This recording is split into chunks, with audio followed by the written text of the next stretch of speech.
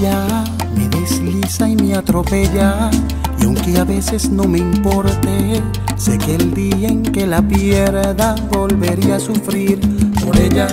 que aparece y que se esconde, que se marcha y que se queda,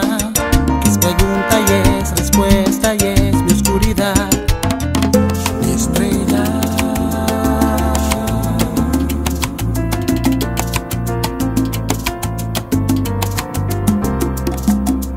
Ella me peina el alma y me la enreda,